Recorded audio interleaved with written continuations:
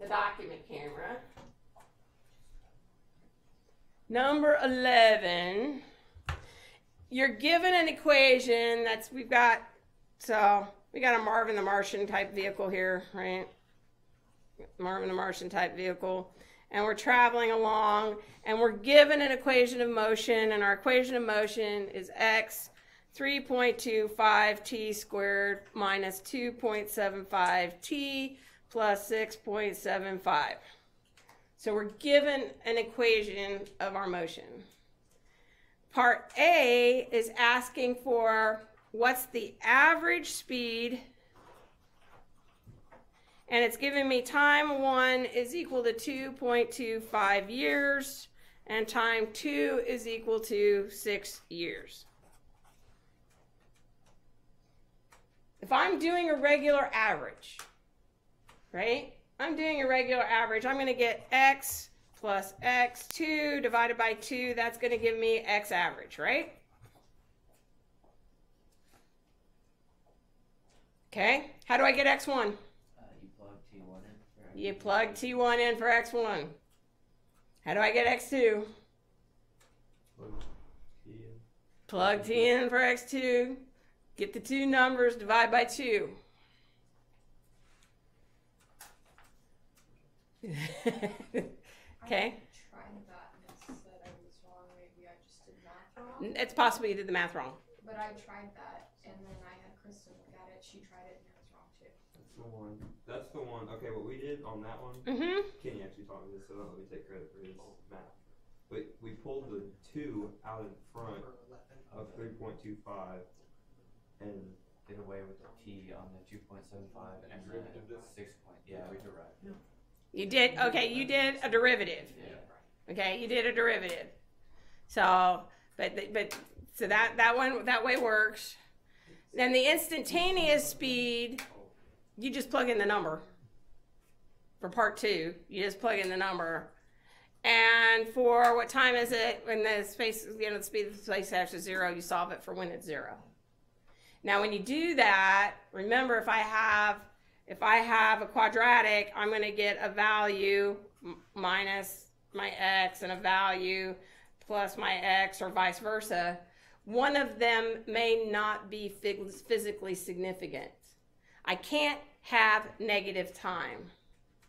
So you have to look at your solutions to your quadratic equation to find out if you have something that's physically significant. Okay? That's physically significant. Now, let's talk about number 9. Because what we've said in here is that x is going to, or let's do it this way, that the velocity is equal to a change in x with respect to a change in time, and acceleration is a change in velocity with respect to a change in time. And then I also said that this was a derivative with respect to x, or with respect to time. Okay? So if I have a value, x is equal to, we're going to call it at squared, and I take my derivative, I'm going to take my derivative, and a is just a constant, and I'm going to do it with respect to time. And what you guys will see in calculus, that if that's an a, if that a is just a number, that's going to come out in front, and then I'm going to get t squared divided by right there, and that's where you're going to get your 2t and to do that derivative with respect to time. Now, given that you guys haven't seen that in calc yet, one of the places that you utilize, I'm going to go to the computer. This is why the back of the book is a very, very useful resource. So in your text, everybody see the computer? Everybody see the screen on the computer? Great. So in your text, you've got an appendix. And this is my appendix. And my appendix says, hey, I've got, and especially Appendix A, it's got the math that you're likely to be using in this textbook. So it's got the math that you're likely to be using in this textbook. So the first part's going to be my algebra and geometry, right? So there's my, there's my good old quadratic equation. which I'm likely going to need, right? This is one of those things that college algebra drives you insane because it gives you 25 different ways to solve a quadratic equation. And at the end of the day, that's all we use. And I'll tell you that, at the end of the day, that's all we use, except when we need a math trick or two to help simplify our problem. But since we have computers, it's a lot easier to just be able to brute force method it. Now, when I was going to school, I did not have a computer. My first calculator, I paid $450 for. And it could add, subtract, multiply, divide. It could do a square root. My first scientific calculator, I don't even want to tell you. And the reason I got it pretty cheap is because I bought it in the duty-free store on my way back from Panama. So, I mean, that's one of the reasons why I got mine actually fairly inexpensively. But, so being able to do calculators that we get now that we can lose and run out to the bookstore and pay $11 for, let me tell you, that didn't used to be the case. But now you've got your theorems. When we get to sound and sound and waves, we're going to use logarithms, and so we get some of those common pieces that are in there, common equations. There's lots of those pieces that are there. So that's what that part is. Here's our trigonometry that we've been doing. Okay, here's our trigonometry. So you've got those trigonometry things that are in there. Trigonometry identities. And now here's our calculus. Now the reason we do limits first is because limits help us do derivatives. But when we ultimately get to derivatives, derivatives actually become really, really easy. And here is the form for any of my x to the nth power. So now I have a form to be able to go in and do it. That's how we did with my t. That's how we did it. And it gives you your rules. So you got your chain rule here. You've got your other rules. And I'm guessing you're about a chapter or 2 chapters before you get that in calc. If you flipped forward in calc. That's where I'm guessing that you are. Which is why that one problem is going to cause you some consternation because you've never done a derivative. And what they're asking you to do is do the derivative to get you your formal equation in order to play with it. So if you want to go in and try it using the rules that you got right here, go for it. Otherwise, let's skip it and move on. Okay? Because basically what I'm showing you here is how to use the calculus to do the same thing that we can do in college physics without the calculus. Okay? What's going to become very, very handy for us is when we get to, quote, rocket science. All right? Because we say, hey, it's not rocket science. Let me tell you, rocket science is pretty easy. But when we get to that spot, and when we get to forces and we talk about acceleration, knowing that that's coming from a derivative really, really is going to help us out. And it's going to make our life infinitely simpler. It's going to make our life infinitely simpler because the calculus form and the calculus language makes it a lot easier for us to use. Okay? It's like going from a typewriter to a word processor. We can hard do it in a typewriter, but man, once we've got the word processor that's helping us correct stuff, life is much, much better. And that's essentially what we're doing is we're creating a tool that's going to make it a lot easier for us. Okay? All right. Yeah, so if you start spending a whole lot of freaking time, that's the time somebody needs to send me an email or stop by my office and say, hey, because then I'll go look at it and see where we're at and see if it's something that I missed telling you in class. Because we got to cover a whole lot of stuff, and I teach several classes, and I teach 2 forms of Physics 1, so I may have talked about it in one class and not talked about it in the other and not remembered that I didn't talk about it over here. Okay? That's why I say I'm a facilitator. Because you guys have to kind of clue me in where things are causing an issue. Was there another one that was causing you an issue?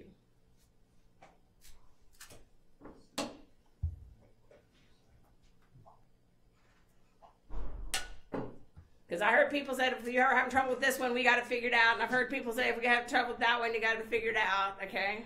That's the other part. Yeah. The first part of question number 5. 5. Question number 5. What was number 5? And that's the other problem. That's the one. Alright. Constant velocity, calculate displacement and time and position, velocity and time data. That's by going back and forth and looking at your graphs. You really remember displacement is where you start and stop. And then velocity versus time data, you may have to actually plot it out.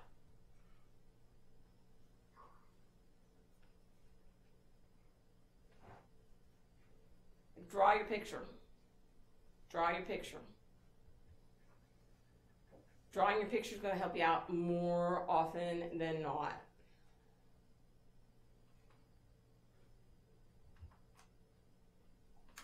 And you'll find that by looking at a graph, and this is what a graph is supposed to help you do, okay? Graph is supposed to help you do. So if you're doing your, so if we are doing, let's say you're doing your one-dimensional motion problem and you've actually gone and gotten your video tracking software and you're clicking on the different ones, which you can do, by the way, on the Vernier software in the physics lab, okay? What you'll do for the Vernier software in the physics labs, you'll get it on a drive and you'll actually get it. So you'll actually plot it and we'll say X, our position is at 1 at t is equal to 1. Our position is equal to 1.5 at t is equal to 2. Our position at 3 is t is equal to 3. Our position is equal to 3.8 as t is equal to 4. We already know that something's going to be funky on our graph if this is supposed to be traveling at a constant velocity, right? If this is supposed to be traveling at a constant velocity, I've got my graph in here. Okay, I've got my graph in here, and I've got nice 1, 2, 3, 4. And I'm going to have 1, 2, 3, 4. And at t is equal to 1, I'm right there at the dot point. At t is equal to 2, we said we were at 1.5. At t is equal to 3, I was at a nice 3 spot. And as at t is equal to 4, I'm a little lower. Then what we do and why we plot data like this, because this is going to be a form of averaging, okay? Doing a line is a form of averaging. We don't draw, we draw a best fit line. So there's my best fit line. And my best fit line, some of the things are going to be above the line, some of the things are going to be below the line on my best fit line. And that way, if this is supposed to be a constant velocity, I'm going to get a rise over the run. That's going to give me my slope, and my slope is going to end up being my velocity. Okay? So, and now I have an equation of motion. My equation of motion, if this is position and this is time, okay, if that's position and time, then I know that my position, and I'm going to write it out in words so that so let's throw it down here. I'm going to write it out in words. This is going to be my position is going to equal my slope times the time plus my initial starting point. Right? Plus my initial starting point. So this is going to be x is equal to velocity times time plus xi.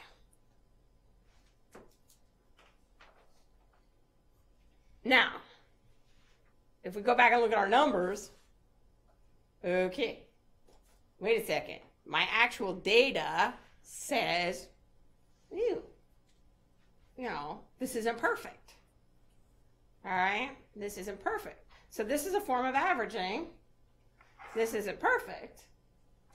This could be a radar gun. I could have an error in my radar gun that's giving me where my position is. My rangefinder, well, in this case, it's going to be a rangefinder. Okay, so maybe I'm not picking the exact same spot on the car each time that I'm doing it. So one time it was, if I got the bumper, I got this. If I got the windshield, I got that.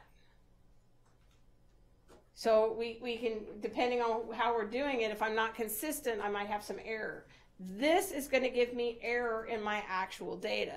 Remember, when we deal with data, there's 4 things that we can do. Okay, these are our typical things. So I got 4 targets. Okay, and we want to hit the center of the target.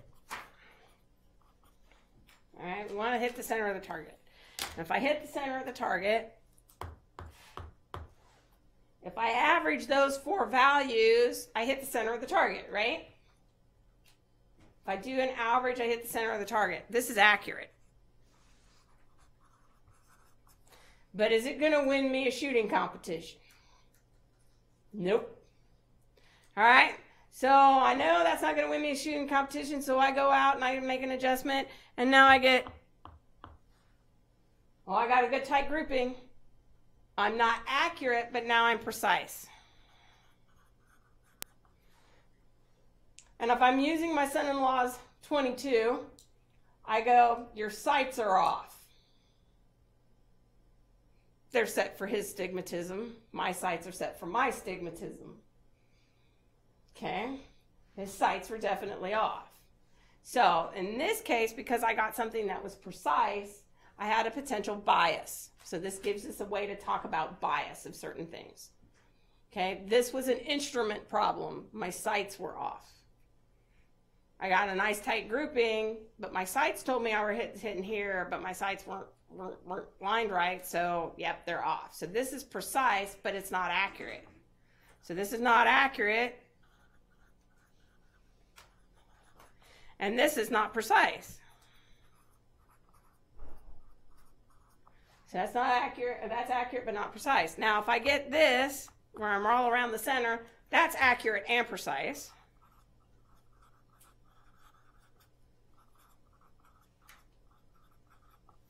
And then if I get something that looks like that, that's neither accurate nor precise. Now, when you guys did your free fall, one of the things that you looked at on your free fall experiment, you got a value for gravity, and I'm going to pick it and say you got a 7.92. But one of your measurements was like a 9.91, and one of your measurements was like 9.63. That would be somebody's set of data. I don't know. This may not actually be accurate in there. And if I take my 9.91 and my 9.63 and I take that difference, I happen to bring my calculator today. Life is good.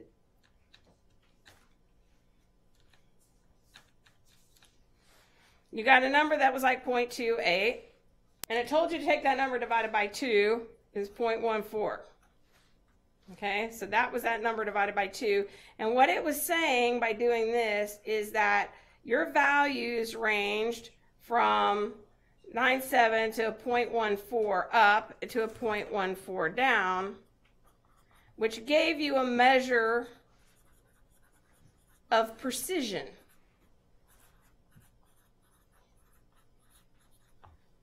How closely did you come around the actual true value? Okay, that gave you a measure of precision of your particular experiment. Some of you might have had a value of, I got 9.79 and my low was like at 9.68. You had a much tighter grouping, so your precision was much tighter. Your precision was much tighter. Now, your accuracy is compared with a percent error. And that's the real minus the measured divided by the real. And this is absolute value times 100%. And this is a measure of how close to the right number you were. That's a measure of how close to the right number you were. So when we do things experimentally, we can use graphical analysis to help us out. So one of the things we can do is like, okay, I've got this. So velocity is a change in position with respect to a change in time. So now I can do a velocity calculation. I can't do a velocity calculation at that first value because that's where I'm starting at. But I can do a velocity calculation here. So my change in position is 1.5 minus 1. My change in time is 1 second. We'll say these are in meters and these are in seconds. So now I have a velocity of 0.5 meters per second. This one, I now go in here and I get a 3 minus my 1.5 divided by 1 second. Now I got a velocity of, that one is now 1.5 meters per second. And this one, if I do this, I get a velocity which is 3.8 minus 1 or minus 3 divided by 1. This gives me 0.8 meters per second. Now I can do a plot that's a velocity versus time. And if this truly was a constant velocity, right? If this truly was a constant velocity, this is going to be at 2, 3, 4. I should have gotten a straight line here if it was at a constant velocity. And it's not. I got a 0.5. We'll do 0.5, 1, 1.5. So I got a 0.5, I got a 1.5, and I got a 0.8 in here. So I either have something that's got a whole lot of error in it, which is possible, or my motion really was more like this, and now I have to get an instantaneous velocity where I'm actually getting a slope off the curve. So my data doesn't necessarily mesh, okay? My data doesn't necessarily mesh between the two pieces that I have.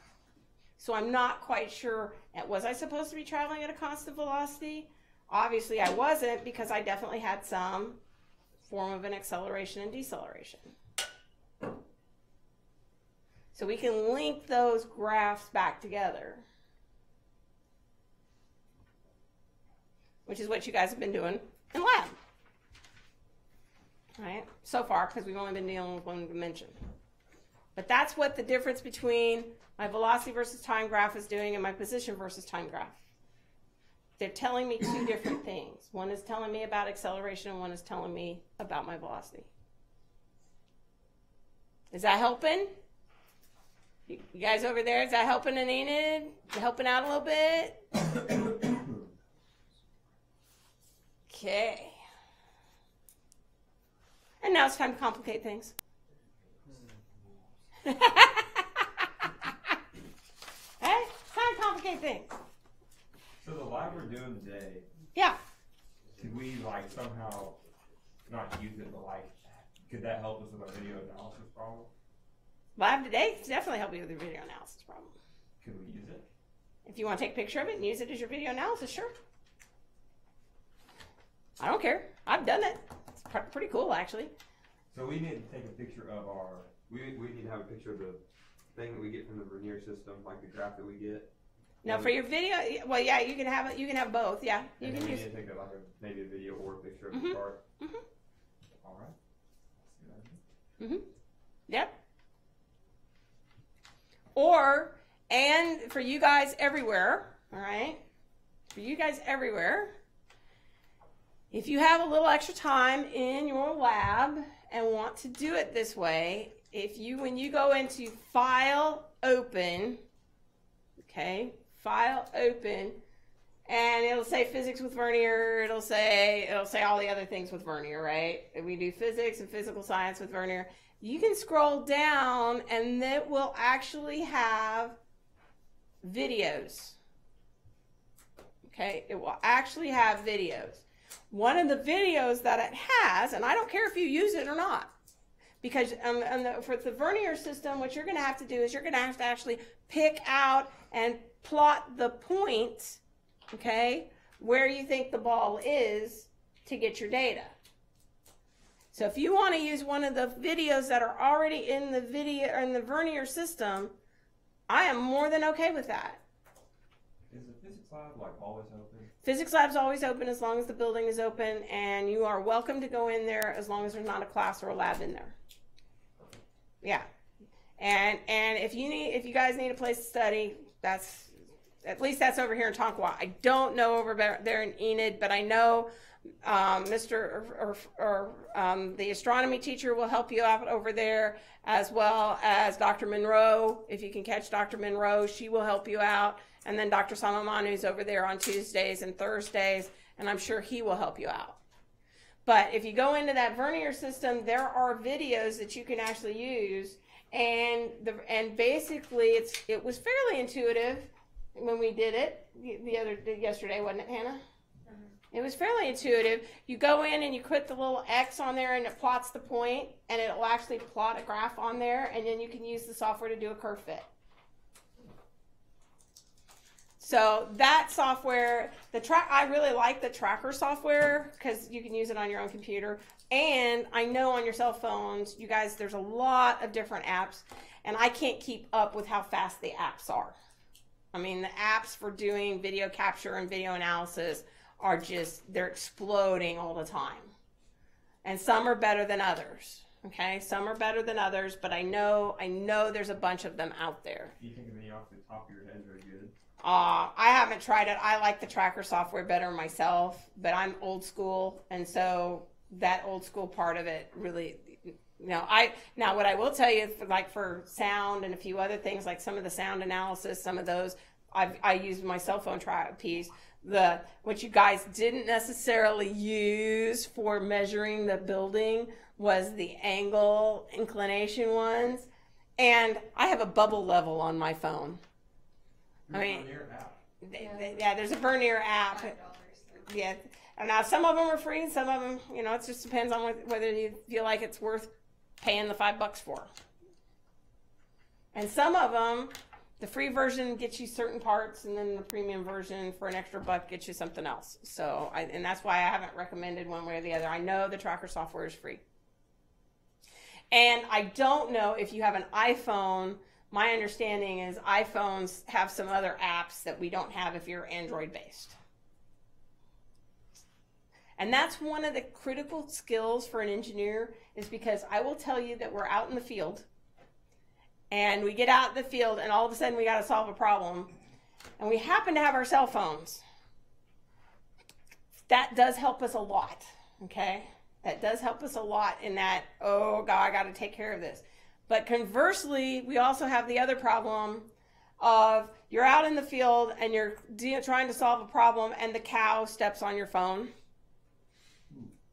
or he steps on your computer, or if it's not the cow, it's the horse. And I swear the curiosity did not kill the cat, curiosity killed the horse. I have gone sampling wells when you go out and you go, okay, there's nothing here for miles. And by the end of the afternoon, you have a herd of 25 horses trying to put their noses on a 1-inch diameter well. At the same time, you are trying to pull water out of the well. So, I mean, you do end up with a little extra help than you intended. Depending on what you're doing, right? It's all depending on what you're doing. All right, I'm looking at time here. Okay, I got a few minutes. We can start chapter 3. Originally, I was going to do a test on Wednesday of next week. I don't think I'm going to do a test on Wednesday next week because I want to get through projectile motion. So it looks like our test is probably going to be Monday of the following week. Wednesday would be the 6th, so that would make Friday the 8th, so that would make Monday, let's see, the 11th. So plan for a test Monday the 11th, and it's going to be through 2D motion. Okay, it's going to be through 2D motion. Because what we're going to do is start this next chapter. This next chapter is on vectors. Chapter 3 is on vectors. And then we're going to start talking about two-dimensional motion. So test will be Monday the 11th, and it'll be through two-dimensional motion. All right, so let's start talking about vectors. So one of the things that we said was that speed is not velocity. Okay, speed is not velocity. We use the terms interchangeably. Sometimes speed is velocity, but speed is not velocity for one important reason. This is considered to be a scalar. This is considered to be a vector. So I have scalars and vectors. Somewhere along the line, somewhere in math class, you guys have learned that I, J, and K, somewhere along the line, that this is considered to be a unit vector, and that's a unit vector generally in the x direction. This is a unit vector in the y direction, and this is a unit vector in the z direction.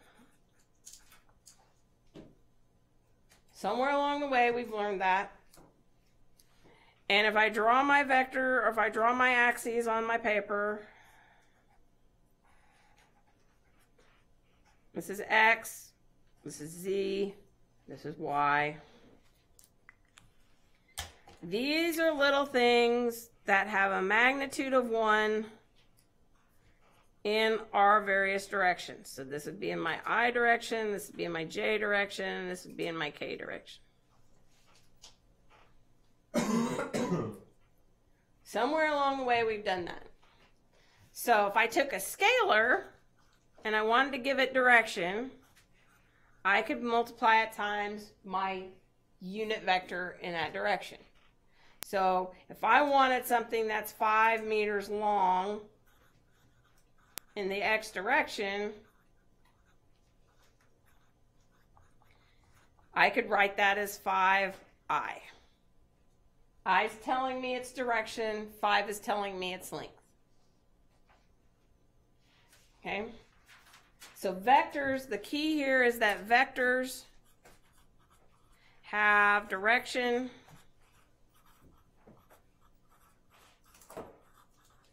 and magnitude.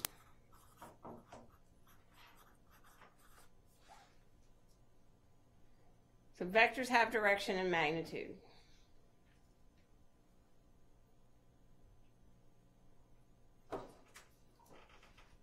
So those are things that we know. And we've played with these things before, right?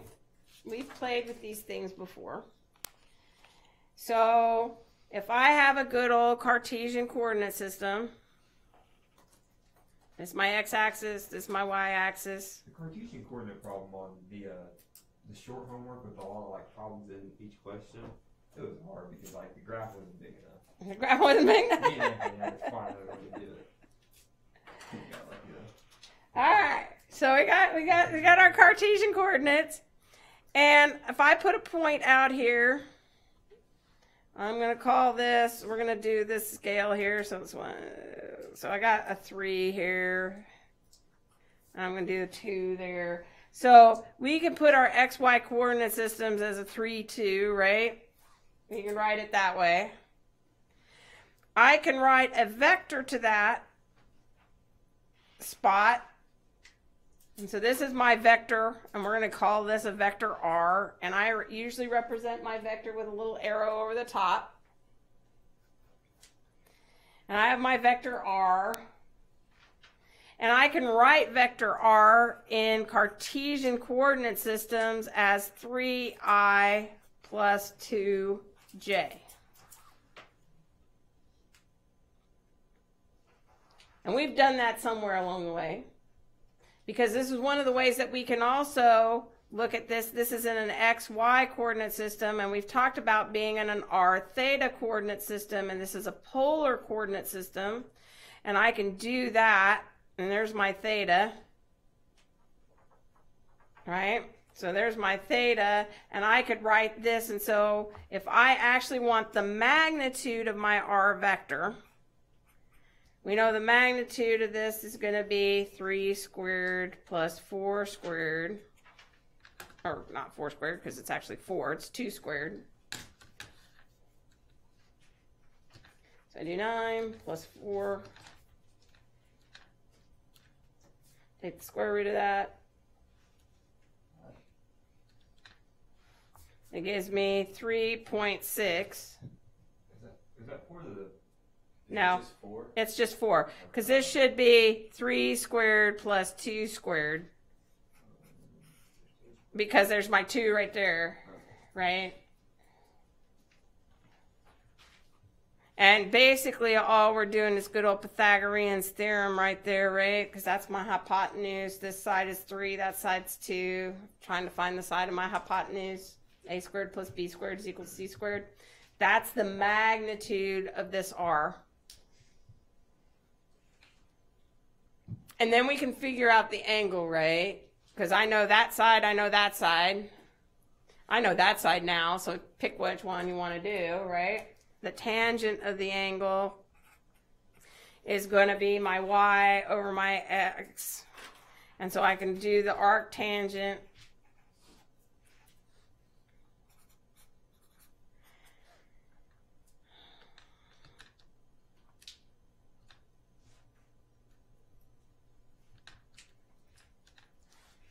And that gives me something like 33.7 degrees. So I can convert back between x and y coordinates and polar coordinates, and we've been doing that in the math books now for a while. And most of the time you're going, why do I freaking care? You know, other than to solve the problem that you got in your math class, right? Because the math class is going, okay, we got to convert between polar coordinates, and that's kind of nice, right? We kind of want to know polar coordinates versus Cartesian coordinates, because if I'm living on a sphere, which we are, right? Right? If I'm living on a sphere, well, we're not a sphere, we're an oblate ellipsoid with a bumpy surface, because we're squatty. Planet Earth is squatty, and we're squattier than the sun, but we're squatty. But if I'm trying to figure out my position on the Earth from the center of the Earth, right?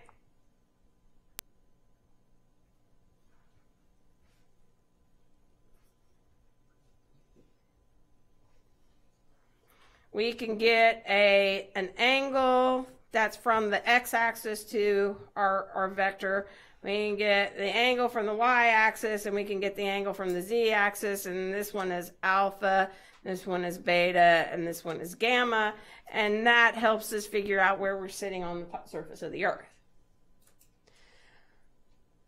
So that's one of the reasons why we want to go from polar type coordinate systems to Cartesian coordinate systems, because it helps us identify where we are in space. But there's a bigger reason why we do all of this. Okay, there's a bigger reason why we do all of this, and it's because vectors are the language of physics. Vectors are the language of physics, and so now if I have, so here's my Cartesian coordinate systems, this is my x and this is my y, and I've got a vector.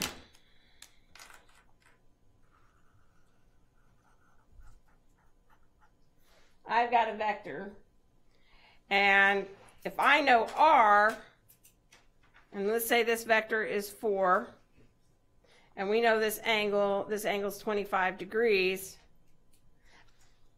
that's in my polar coordinate system, but I can also write that vector A is equal to, because if I look at this, and this is why we need to do our sines and our cosines, because now I know that I can put the 4 cosine of 25 degrees in the I direction. That's going to tell me that component of my vector.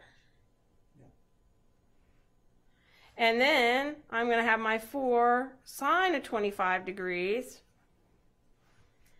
And that's going to be in the j direction, and that's going to give me my j component of my vector.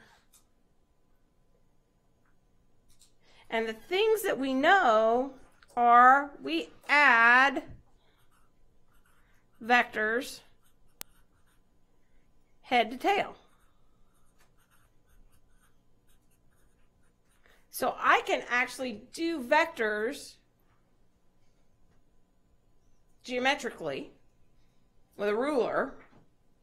And if I'm given a vector, okay, I've got a vector here, okay, and it tells me that I've got a vector that's 25 degrees, and this is a vector 3 length, and I'm going to add a vector that, and we'll say that this is 15 degrees and 5 length, and we want to know where we end up relative to where we started. I've added head to tail, and this is what we call the resultant vector.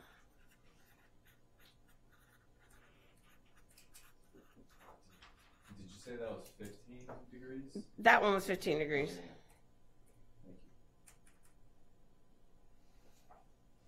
So we can add vectors head to tail. Now if I want to subtract, okay, I want to subtract the vector, okay, all I'm doing is putting the arrow on the other end and I'm going in the other direction. So I can, and we can do these geometrically. I mean, this is what we end up doing when they say, all right, if I'm on a street corner here and I've got blocks,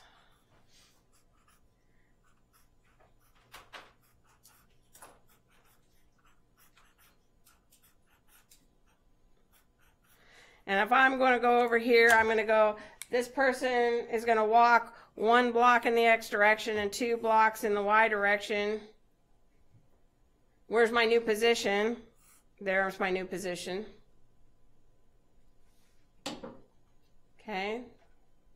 We've been doing these kinds of problems with vectors forever.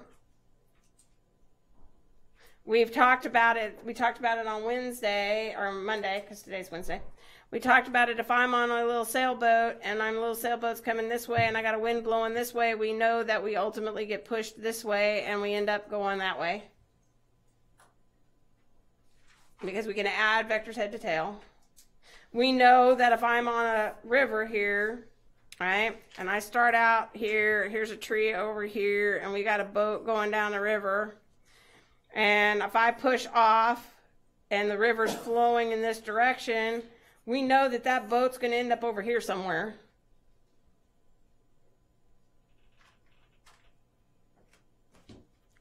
I mean, these are things that we've done along the way, and now what we're going to do is express it mathematically. Now the cool part is we can do it mathematically, and once I can get my vector in that terminology, so let's take that vector, and I can write this vector here. So I've got vector A, and this is the A in the x direction I, and I've got the A in the y direction J, and I've got a vector B, and that's B in the x direction I, and B in the y direction J, and I add A plus B. That's going to be AX plus BX in the I direction plus AY plus BY in the J direction. Now if I want to subtract the vectors, I do this. I get A minus B, and then I get AX minus BX in the I direction, and I get AY minus BY in the J direction.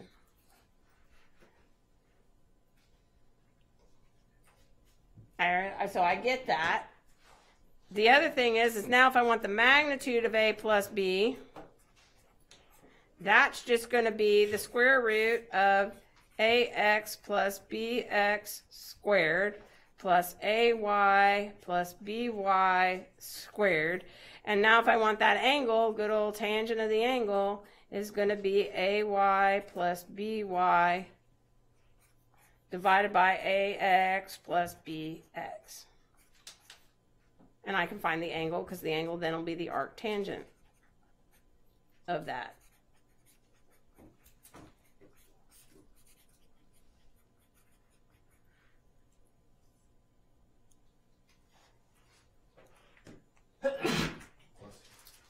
And then if I want, I can multiply that by a little scalar, little scalar a. Well, that's just going to be a times that times that.